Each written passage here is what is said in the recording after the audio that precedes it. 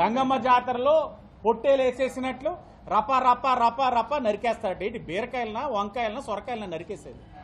దేన్ని నరికేస్తాడు? లేకపోతే నిన్న చూసాం ఆ సింగయ్య గారు వీడియో, చాలా అంటే చూస్తుంటే భయం వేస్తూ ఉంది. ఏంటి ఇలాంటి మనుషులు కూడా ఉంటారా సమాజంలో? ఇలాంటి రాజకీయ నాయకులు కూడా ఉంటారా? ఆ సింగయ్య అన్న వ్యక్తి కారు కింద పడిపోతే తొక్కుకుంటూ వెళ్ళిపోతా ఉన్నాడు. తొక్కుకుంటూ అంటే అదే నా రప్ప రప్ప నరికేయడం అంటే. సింగయ్య గారు లాంటి వ్యక్తుల్ని తన కాన్వాయ్ కింద పడిపోతే అలా రప్ప రప్ప నరుక్కుంటూ వెళ్ళిపోతారా సింగయ్య గారు కానీ రేపు ఇంకెవరైనా కానీ?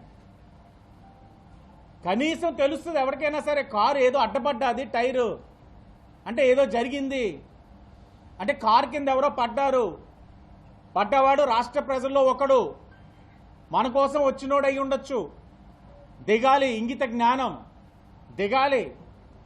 నోటికి అన్నమే తింటున్నాం, దిగి మానవత్వం చాటుకొని ఏం జరిగింది, ఇతన్ని వెంటనే ఏదో ఒక వెహికల్లో లేకపోతే అంబులెన్స్ రావడానికి ఇబ్బంది అనుకుంటే బల ప్రదర్శనతో వచ్చారు కదా, అంబులెన్స్ రాదు, వెహికల్ తోటి పంపించి హాస్పిటల్లో మెరుగైన ట్రీట్మెంట్ ఇప్పించండి అని చెప్పాలి.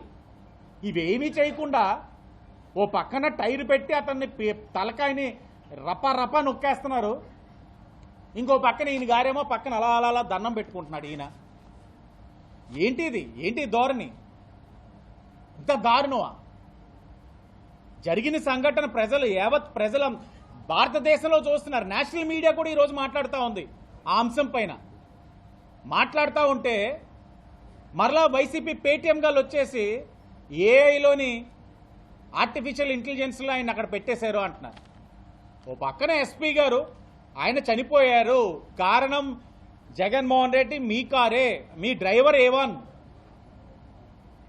బాధ్యత లేకుండా వ్యవహరించినందుకు మీతో పాటు మీ నాయకులు అందరినీ పెడుతున్నాం, మీ పిఏ అందరినీ పెడుతున్నామని ఓ పక్కన చెప్తా ఉంటే ఇంకా బండగా మేము రాజమండ్రి సిటీ పరంగా మేము ఒక్కొక్కసారి ఆలోచించుకునే వాళ్ళం. ఇక్కడ నా మీద పోటీ చేసినోడు కూడా ఉన్నాడు, ప్రబుద్ధుడు, వైసీపీ. గత సంవత్సరం అంతకుముందు సంవత్సరం తన పుట్టినరోజు నాడు 100+ స్పీడ్లో వెళ్తూ వెస్ట్ గోదావరి హైవే మీద ఒకళ్ళు గుద్ది చంపేశారు. అతను ప్రాణాలు కోల్పోయినాయి. ప్రాణాలు కోల్పోతే అధికారంలో ఉన్నారు కదా, వెంటనే అతను డ్రైవ్ చేయట్లేదు అన్నట్లు తను తప్పించుకొని ఎవరినో పెట్టేసి అతని కారే అది, ఆయన లేరన్నట్టు చిత్రీకరించారు.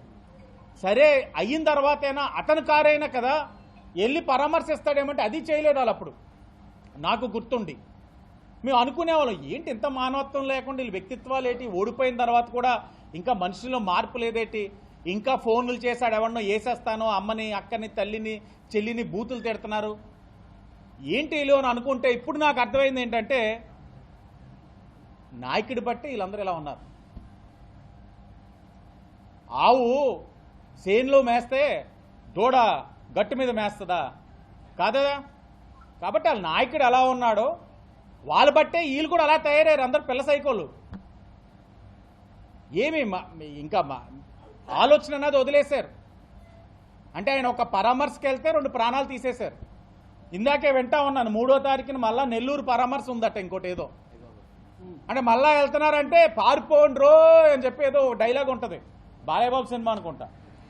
అలాగా వాళ్ళు పరామర్శకు కానీ వస్తున్నారు అని అంటే ఇంకా జనాలు పారిపోవాలి. వాళ్ళ కార్యకర్తలకైనా సరే నాయకులకైనా భరోసా ఉందా లేదో ఆ ర్యాలీలో మాకు అర్థం కావట్లా.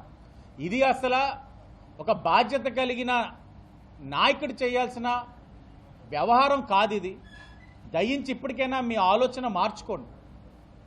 ఈయన ఇప్పుడు వెళ్ళడానికి గల కారణం ఒకే ఒక్కటి, రాష్ట్ర ప్రజలందరూ గమనించాలి. జగన్మోహన్ రెడ్డి అన్న వ్యక్తి ఇప్పుడు రోడ్డు మీదకి వచ్చి తన బల ప్రదర్శన ఎందుకు చేస్తున్నాడంటే రాజకీయంగా అతను ఉనికిని కాపాడుకోవడం కోసం కాదు. ఇలా తిరగడం వల్ల రప్ప రప్ప రప్ప నరికేస్తానని చెప్పడం వల్ల ఈ రాష్ట్రానికి వస్తున్న పెట్టుబడులన్నీ కూడా వెనక్కి వెళ్ళిపోవాలన్నది ఆయన ఆలోచన జగన్మోహన్ రెడ్డి. జగన్మోహన్ రెడ్డి ఒక దురుద్దేశం ఏంటంటే పెట్టుబడులు కోట్లాదిగా వస్తూ ఉన్నాయి, వేలాదిగా నుంచి లక్షలాది కోట్లు కూడా వచ్చే పరిస్థితులు ఉన్నాయి. ఒక్కొక్కటి గ్రౌండ్ అవుతా ఉంది. మొన్నే కాగ్నిజెంట్ వచ్చింది, ఇంకా వస్తున్నాయి. ఈ వస్తున్న ప్రక్రియలో వారోలేక రాజకీయంగా నిలతొక్కుంటానా లేదని ఒక అభద్రతా భావంతో పెట్టుబడి పెట్టేవాడు భయపడాలని అంటే ఎప్పుడు భయపడతాడు? ఇలాంటి మాటలు మాట్లాడినా, ఇలాంటి చేష్టలు చేస్తే. అందుకే చేస్తున్నాడు ఆయన. ప్రభుత్వం తప్పకుండా చర్యలు ఉంటాయి, కఠినమైన చర్యలు ఉంటాయి. చూస్తున్నాం, ఆయన ఏదో బెంగళూరుకి వెళ్ళిపోయారు, ఆరోగ్యం బాగాలేదని ఏదో హాస్పిటల్ అడ్మిట్ అవుతున్నారని చెప్పారు. ఎక్కడ ఉన్నా తీసుకొస్తారు. ఎందుకంటే ఈ రాష్ట్రంలో యువత ఎంతో విశ్వాసంతో ఓటేస్తున్నారు.